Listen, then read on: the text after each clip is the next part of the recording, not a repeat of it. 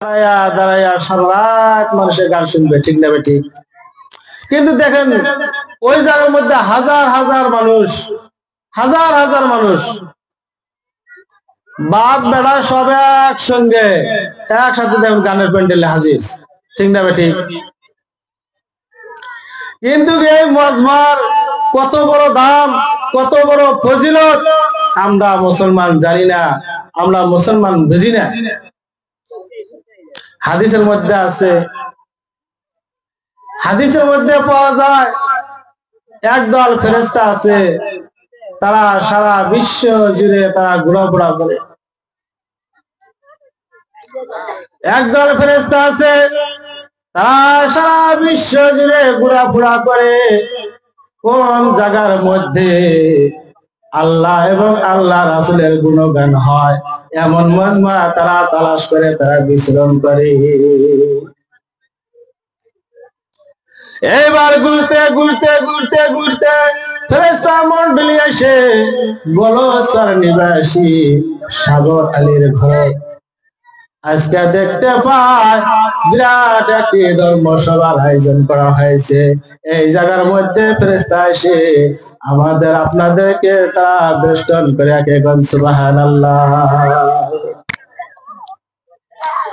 এইবার ফেরেশতাদেরকে ডাকে ডেকে বলে, ও ফেরেশতা মণ্ডলী, ফেরেশতার দল, তোমরা এসো এসো এসো।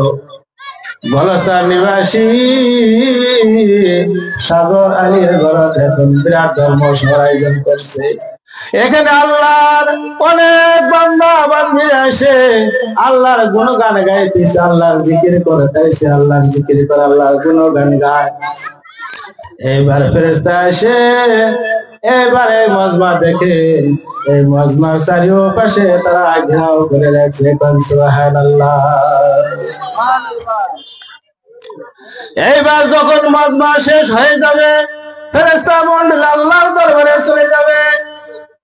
এবার আল্লাহ ডেকে ডেকে বলবে, ও ফেরেশতা মণ্ডলী, তোমরা কোথায় গিয়েছিলা, কোথা থেকে আসলা? আল্লাহ সব দেখেন, সব জানেন, তবু ফেরেশতা মণ্ডলীদেরকে আল্লাহ জিজ্ঞাসা করে। এইবার ফেরেশতা বলে, আল্লাহ গোলচর নিবাসী সাগর আলীর ঘরত একটা বিরাট ধর্মসভার আয়োজন করেছিল। ওই জায়গার মধ্যে তোমার অনেক বান্দা, তোমার অনেক বান্দি, তারা তোমার গুণগানে গাইতেছে, তোমার জিকির করতেছে। ওই জায়গার মধ্যে আমরা গিয়েছিলাম, সুবহানাল্লাহ। এবার আল্লাহ বলেন, ও ফেরেশতা, তারা, আমি যে আল্লাহ, তারা কি আমাকে দেখছে? বলে, না না না, আপনি আল্লাহকে তারা কোনদিন দেখে না। এবার আল্লাহ বলে, তারা যদি, আমি আল্লাহ রে, তারা যদি দেখতো তাদের অবস্থা আরো নাকি হয়তো। আল্লাহরে যদি আমরা দেখতাম তাহলে আল্লাহর জিকির আমরা বেশি বেশি করতাম না। কিন্তু আল্লাহরে তো আমরা দেখি নাই। আল্লাহরে না দেখা অন্ধবিশ্বাস, আল্লাহ একজন আছে, আল্লাহ আমার সৃষ্টিকর্তা, আল্লাহ আমার মালিক, আল্লাহর হাতে আমার জান, আল্লাহর হাতে আমার রিজেক, আল্লাহরে আমরা বিশ্বাস করছি, যার জন্য আল্লাহরে আমরা গুণগান গাই, আল্লাহর জিকির করি, আল্লাহরে ডাকি, ঠিক না ঠিক? এবার আল্লাহ বলে, ও ফেরেশতা, তারা কি বলে? বলে তারা জান্নাত চায়। বলে তারা কি জান্নাত দেখছে? বলে না না না, তারা তো জান্নাত দেখে নাই। বলে তারা যদি জান্নাত দেখতো রে, তাদের অবস্থা আরো কি হয়তো। বলে তারা যদি জান্নাত দেখতো, তারা কোনদিন গুনার কাজ করতো না, তারা বেশি বেশি বেশি করে নেকির কাজ করতো, সুবহানাল্লাহ। এবার বলেন আল্লাহ, ও ফেরেশতা, তারা কি বলে? বলে তারা জাহান্নাম থেকে পালা চায়। বলে তারা কি জাহান্নাম দেখছে? বলে না না, তারা তো জাহান্নাম দেখে নাই। বলে তারা যদি জাহান্নাম দেখতো, তাদের অবস্থা আরো কি হয়তো। বলে তারা যদি জাহান্নাম দেখতো গো, তারা কোনদিন গুনার কাজে লিপ্ত হইতো না। এবার আল্লাহ রাব্বুল আলামিন বলেন, ও ফেরেশতা মণ্ডলী, তোমরা সাক্ষী থাকো, তোমাদেরকে সাক্ষী রাখি আমি আল্লাহ বলে দিলাম, ওই মাজমার মধ্যে যে সমস্ত মানুষ আমার গুণগান গাইছে, আমার জিকির করছে, ফেরেশতা তোমরা সাক্ষী থাকো, ওই সম্প্রদায় মানুষ গুলার জীবনের গুনাহ আমি আল্লাহ রব্বুল আলামিন মাফ করে দিলাম। কোন সুবহানাল্লাহ। হয়তো পারে বন্ধুগণ আজকের এই মজমাটা আল্লাহর দরবারে যদি কবুল হয়ে যায়, কাল কিয়ামতের ময়দানে আমাদের আপনাদের জন্য নাজাতের একটা জরিয়া হয়ে যাবে। কোন সুবহানাল্লাহ। আজকে এই জায়গার মধ্যে যদি সভা না হয়ে গান হয়তো মানুষ ধরতো না। আল্লাহ রব্বুল আলামিন যখন জান্নাত জাহান্নাম সৃষ্টি করলেন, হযরতে জিবরাইল আলাইহিস সালামকে বললেন, ও জিবরাইল আমি জান্নাত সৃষ্টি করছি, যাও জান্নাত কত সুন্দর জান্নাত, তুমি একবার যাও দেখে আসো, দর্শন করে আসো।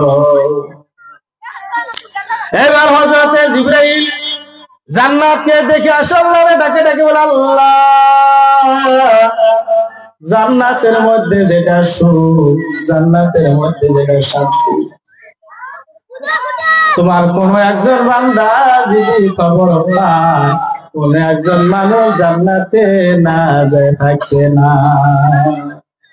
বলে তাই নেই? বলে এবার আল্লাহ জান্নাতকে কিছু পরিশ্রম করলেন, নামাজ রোজা হজ যাকাত ইত্যাদি দ্বারা আবরণ করিয়া হযরতে জিবরাইলকে আবার বললেন, ও জিবরাইল যাও যাও যাও, তুমি আবার জান্নাতকে দর্শন করে আসো।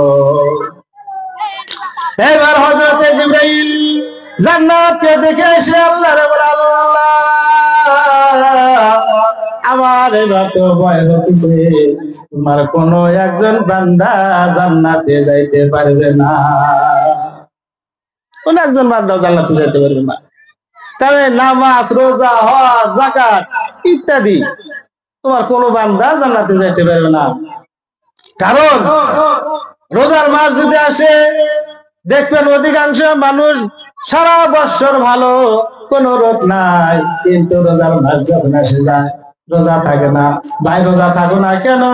বলে কেন না ভাই, আমার পেটের ব্যথা, আমার বেদনা, যার জন্য আমি রোজা রাখতে পারি না। ঠিক না বেঠি? থাকবো না রোজা। নামাজ, নামাজের কথা বলেন, ভাই নামাজ পড়ো, হুজুর নামাজ পড়বো কিন্তু আমার কাপড় পাক নাই। তুমি কি মিয়া মানুষ, তোমার কি হায়াস হয়েছে, মাসিক হয়েছে, কাপড় পাক নাই কেন? হ্যাঁ, কারণ কি?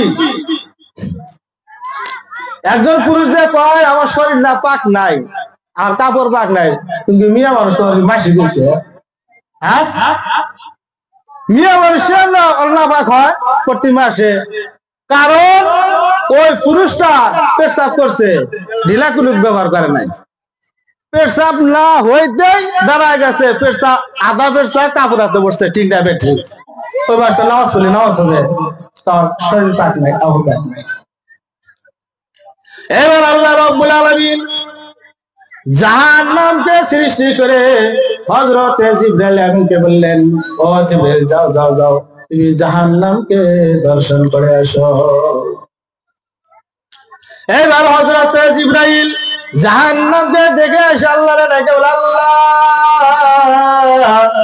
তোমার ইজ্জতের কসম, জাহান্নামের মধ্যে যেটা কষ্ট, যেটা অশান্তি, যেটা শাস্তি, তোমার কোন একজন বান্দা জাহান্নামে যাবে না।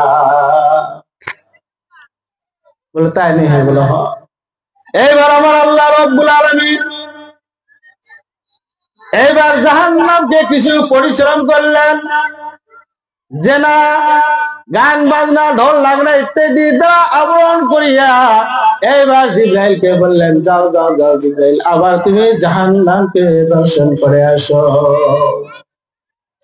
এবার হযরতে জিবরাইল জাহান্নামকে দেখে আসে, আল্লাহকে দেখে দেখে আল্লাহ, ও আল্লাহ এবার আমার আবার তো ভয় হইছে, তোমার কোন একজন বান্দা জাহান্নাম থেকে বাঁচতে পারবে না। কারণ একটা কথা বলছি, এখানে যদি ধর্মীয় সভা না হয়ে এখানে যদি গানের মজমা হয়তো মানুষ ধরতো, হ্যাঁ ধরতো কি? দেখেন জুয়ার দাইনে তাও একটা মানুষ বেশি হয়, ঠিক না বে ঠিক?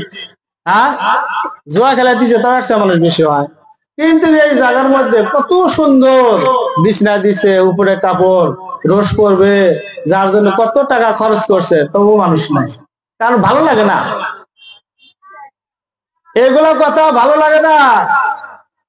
যে সবাই গেলে হুজুরটা কি করবে, নামাজের কথা কবে, রোজার কথা কবে, মা বাবার সেবা করার কথা কবে, না তো আমরা জানি। এগুলা হইলে আর কি হবে, এটা তো জানি আমরা। আরে ভাই জানলে কাম হবে না, হাজার জানো, কিন্তু যতক্ষণ পর্যন্ত তুমি মানো নাই ততক্ষণ পর্যন্ত তুমি ইমানদার হইতে পারবে না। তো যা হোক, কথা হইলো আমি কোনো বক্তা না, জায়গায় সভা এখানেই বাড়ি, সভাটা শুরু করার জন্য দুই চারটি কথা আমি যা বললাম, যদি আমল করার কথা হয় আমল করবেন, এবং কি আমার জন্য দোয়া করবেন, আমিও যেন আমল করতে পারি। আর পরবর্তী কোনোদিন যদি আল্লাহ সুবিধা দেয়, যদি কথা বলার শক্তি আল্লাহ দেয়, ইনশাআল্লাহ বলবো। কারণ বহুত উলামা এখানে হাজির আছেন, এদেরকে দাওয়াত করে আনছেন, এদেরকে বসাইয়া আমার বয়ান করাটা ঠিক হবে না। তাই যতটুকু বললাম এর ভিতরে যদি ভুল তৈরি হয়, ভাষার মধ্যে হোক, তো ছোট ভাই হিসেবে ক্ষমা করবেন। এতটুকু বলে আমি আমার বক্তব্য শেষ করলাম। ওয়াকিরু দাওয়ানা আলহামদুলিল্লাহি রাব্বিল আলামিন। আসসালামু আলাইকুম ওয়া রাহমাতুল্লাহ।